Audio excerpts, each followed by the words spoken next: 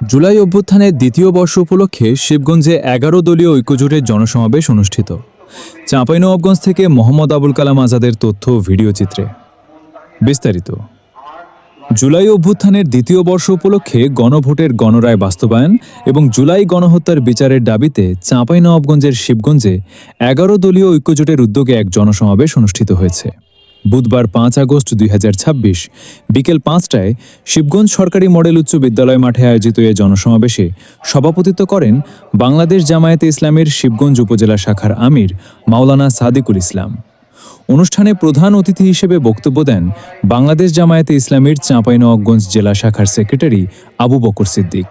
এ সময় আরও উপস্থিত ছিলেন বাংলাদেশ জামায়াতে ইসলামীর শিবগঞ্জ উপজেলা শাখার নায়েবে আমির ও শিবগঞ্জ উপজেলা পরিষদের উপজেলা চেয়ারম্যান পদপ্রার্থী অধ্যাপক আব্দুল মান্নান, নায়েবে আমির ও দুর্লভপুর ইউনিয়ন পরিষদের চেয়ারম্যান গোলাম আজম, উপজেলা সেক্রেটারি বাবুল ইসলাম, সহকারী সেক্রেটারি দুরুল হোদা আনসারি, শিবগঞ্জ পৌর শাখার সেক্রেটারি ও মেয়র পদপ্রার্থী আব্দুর রউফ সহ জুলাই যোদ্ধা এবং ১১ দলীয় ঐক্যজোটের নেতাকর্মী ও সমর্থকরা।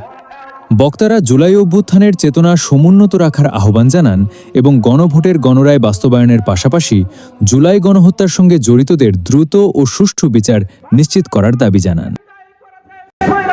খতম করেছে, কথা ঠিক কিনা বলুন।